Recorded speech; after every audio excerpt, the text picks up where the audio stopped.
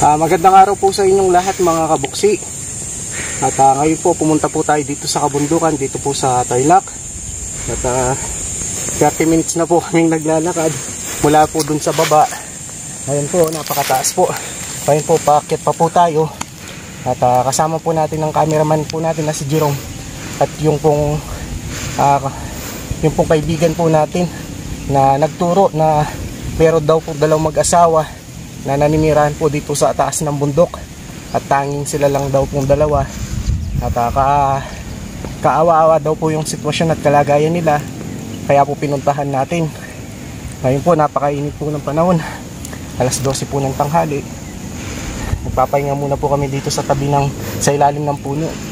Yan po yung nakitan namin, napakataas. Ito po, dala namin yung bigas at grocery. Nagpahinga lang po kaming saglit para kumuha po ng lakas. Samahan niyo po kami mga kabuksi sa aming paglalakbay.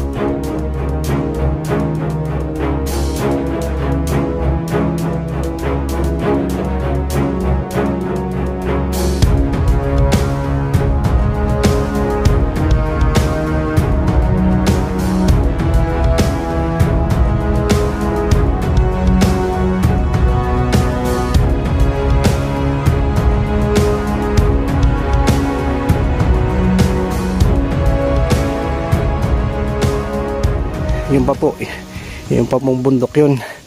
Pag akit po dun sa kabundukan yun, bababa po naman, napakalayo po. Talagang hinihingal na po kami sa sobrang pagod. Kaya nagpapahinga muna po kami dito sa may lalim po ng puno para kumuha po ng kalakasan para magbuhat po. Layo po.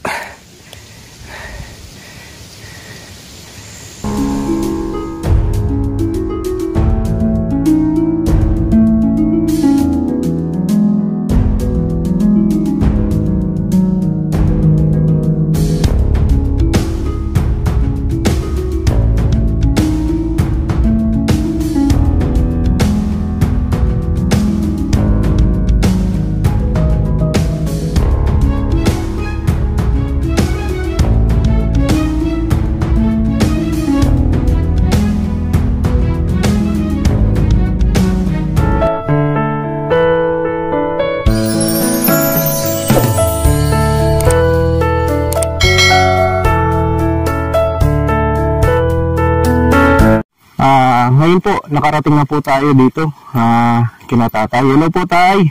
Hello sir. Magandang araw po. Magandang araw din sir. Pwedeng tumuloy po tay. Tumuloy ka sir. Dito si tatay. Layo po pala ng bahay niyo po tay. O sir. Sino kasama niyo po dito tay? Yung kasama kalusod, dalawa kami. Sige tay, dito na lang po tayo siguro sa labas tay. O sir. Medyo masigit lang po yung malit lang po yung bahay ni tatay. Anong pangalan niyo po tay? Arcadio Perez sir. Ano po?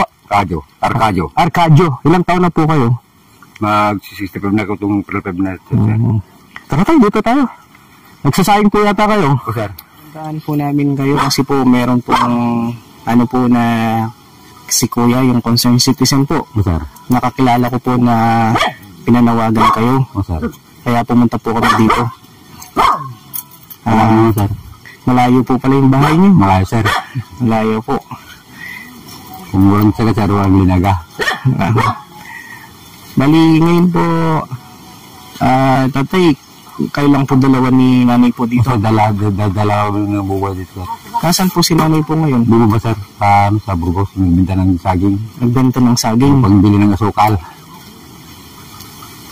Tatay, pwede po ba namin malaman po yung buhay po ninyo, yung kwento po ng kasaysayan niyo po, tatay? Okay, sir. Yung unang ko, sir, yung binata ko noon, ninigawan ko yung asawa ko. Si Minda Milgrito.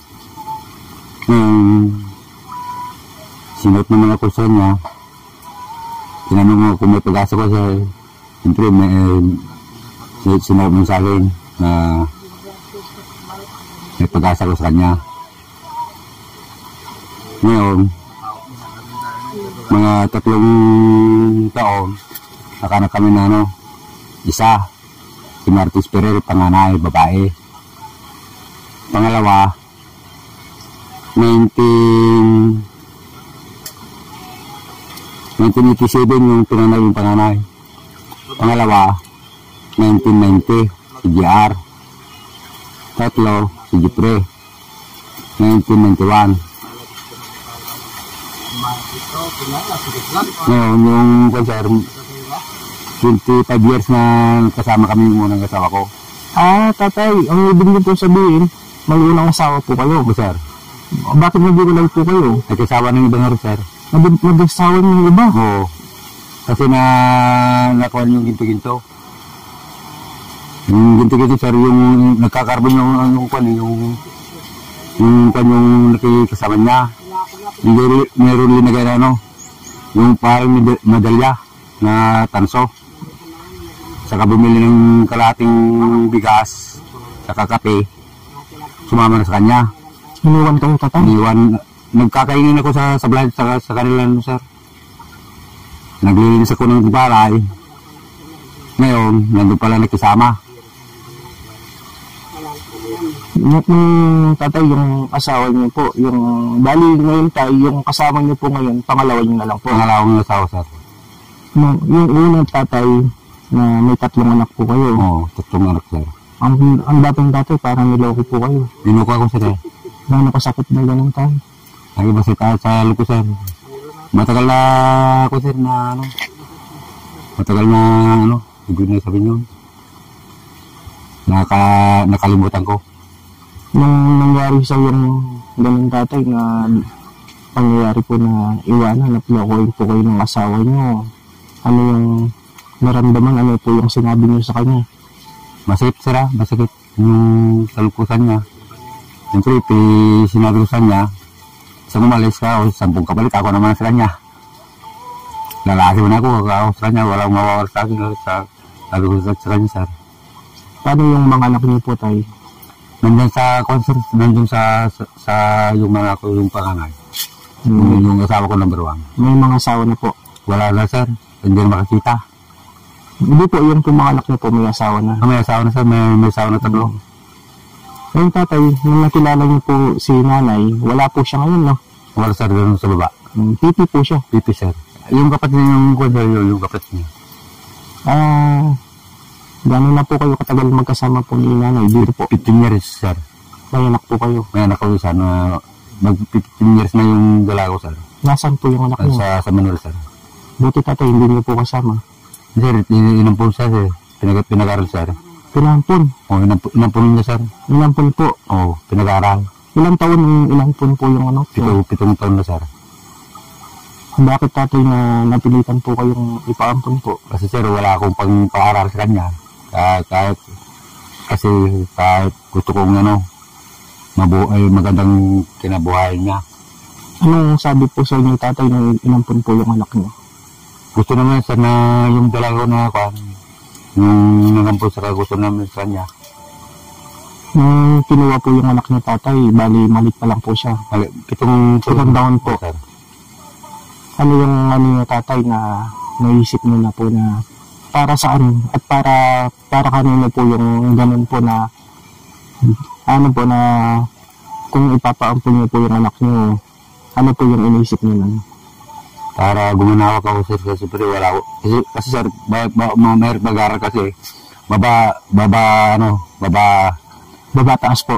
Baba taas, papunta sa Burgos, di kawawa naman yung dalaga ko kako. Malayo no tatay? Malayo sir yung pinag-aralan kako, kaya pinampung ko.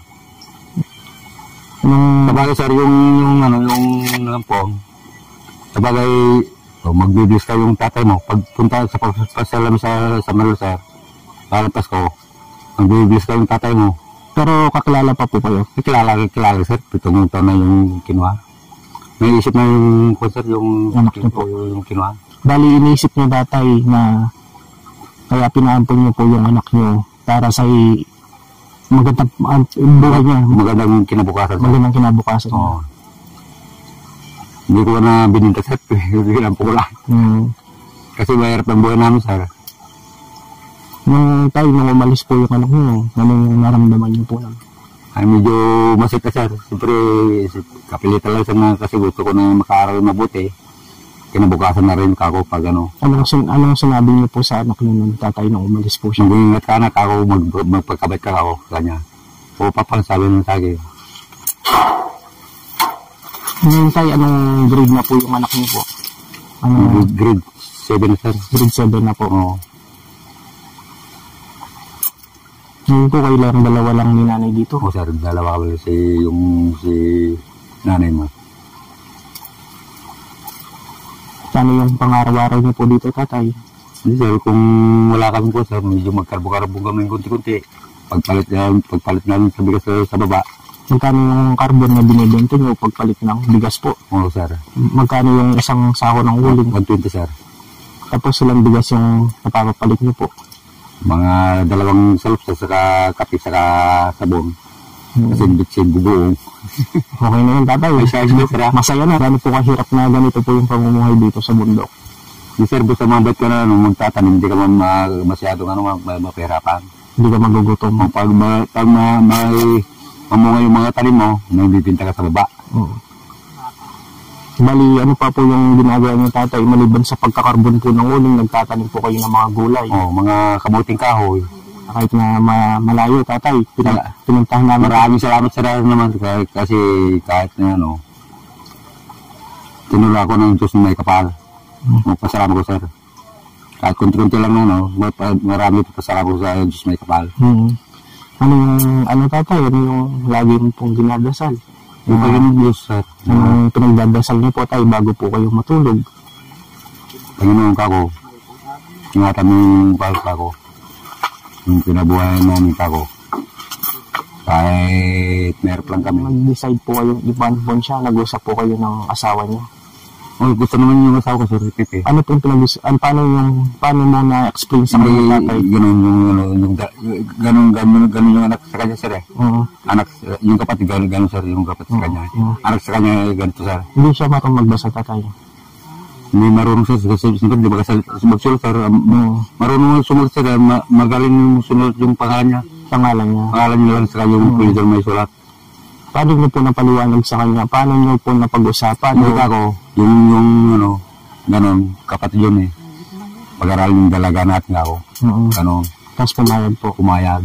Paano yung sinabi niyong okay? Paano siya? Gumano lang siya? Ganun, sir. Okay lang. Ay, sabi naman sa akin, sir.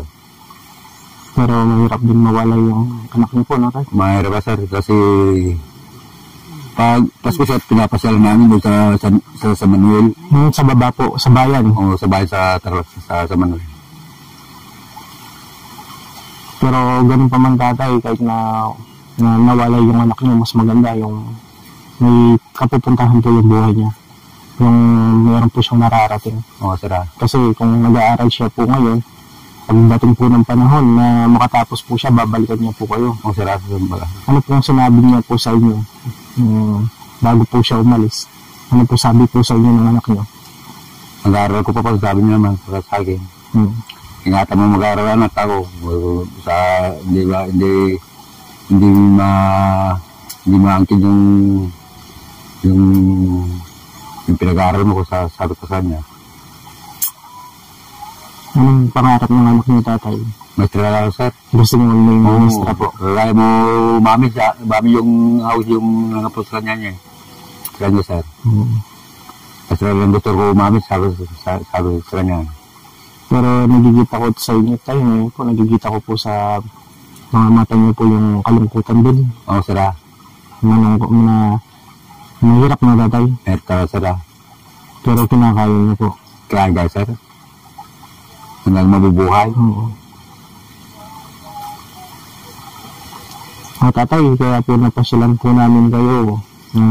May dala po kaming tulong.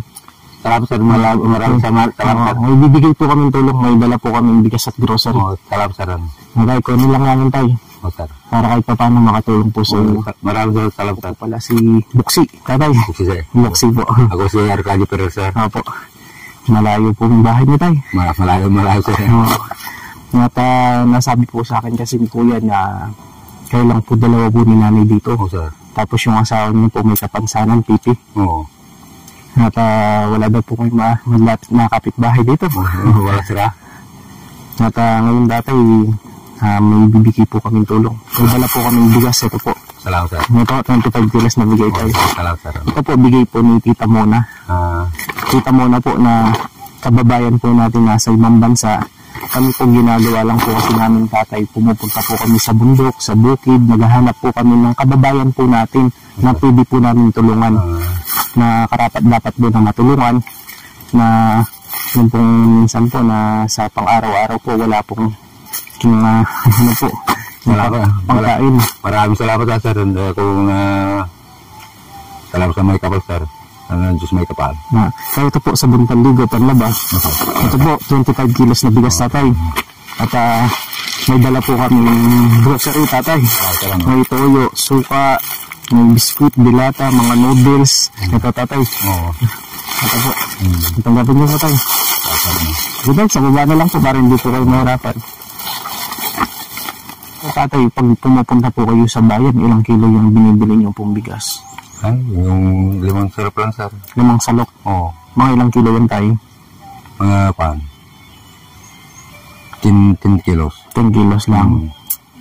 Hindi po kayo nakakabili ng 25 kilos. Ay, hindi, sir. Mahirap po, no? Mahirap.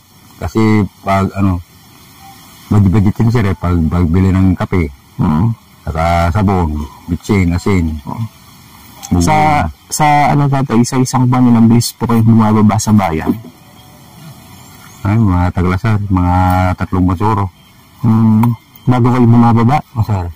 Talagang hanggang sa Brusar? Opo, sa bayan. Kung sir, isang linggo. Parang layo tayo. Yung pabalik-balik po kayo, bibili pa lang kayong bigas, sa layo na. Sir, kung 5 kilo, tapos aakyat yun yung pa po dito. Ito tayo, may bigas na po kayo. Salatan. Ito tayo, maraming bigas na po ito. 25 kilos na bigas at grocery po. May isang buwan na kakainin po. Tayo, baka may mensahe po kayo sa anak niyo po. Baka may gusto po kayong sabayin sa kanya. Anong pangalan po pala ng anak niyo, tatay? Maripi. Maripi yung pinaampon niyo po. Maripi. Baka may gusto kayong sabihin, tatay. Maripi, anak. Mag-ingat ka sa Manila, no? Ingat, anak. Ano pang gusto mo pang sabihin sa tatay na sa anak niyo po? Magpakabuti ka yan ako, Maripi. Papa mo to. Araw na mabuti, anak, ano? Po mga kabuksi, muli po natin pong napasyalan po na kababayan po natin na si tatay na naninirahan po dito sa kabundukan na napaabutan po natin ng bigas na bigay po ni Tita Mona, bigas at grocery po at nagdala po tayong sabon, panligo at panlaba. Ang ano po natin na ipinupuntahan po natin yung mga kababayan po natin na mahirap, nangangailangan na pwede po natin tulungan at kami po ay nagiging tulay lang. At mga kabuksi, sana po masuportahan nyo din po ang aking YouTube channel, Buksi TV. Maklik nyo po yung notification bell para updated po kayo. Ma-share and ma-like ay napakalaking tulong po. At upang marami pa po tayong matulungan. Ito pong gawain po namin na pagtulong talaga pong bukal po sa aming puso't kaisipan na puntahan lalo na po yung mga kababayan po natin na naninirahan sa kabundukan, kagaya po ni tatay na tay. Sir. Masaya mo kayo tay? Masaya, sir. Masaya kung binigay yung buwis, sir. Masaya kayo. Sir. Sige po tay, alis na po kami. Sige po. Kaya mo na, sir. Sige po. Maging ulam na natin yun, sir. Ano po mga kaboxing, pinapakain po tayo ni tatay ngayon kasi mag-aalauna na po. At nagluto daw po siya ng, ano niluto mo ngayon tatay? Native, sir. Native, masarap yan tatay. Tapos may kanin tayo tatay. Marami, sir. Oo. Punong-puno. Sige tay. Sige tay. Kakain muna daw po kami mga kabuksing. Maraming salamat po sa inyong lahat. At lagi po kayong mag-ingat at pagpalain tayo ng Panginoon Diyos. Sige po tay. Amen. Siya ang lagi niyong kasama, ang laging kaagapay at di ka iiwan. May Buksi TV na lagi kayong tutulungan at damayan. May mabuting puso para sa ating kababayan, handang tumulong para sa inyo. Buksi TV, siya si Buksi TV, taga-Kapas, Tarlac na may mabuting puso.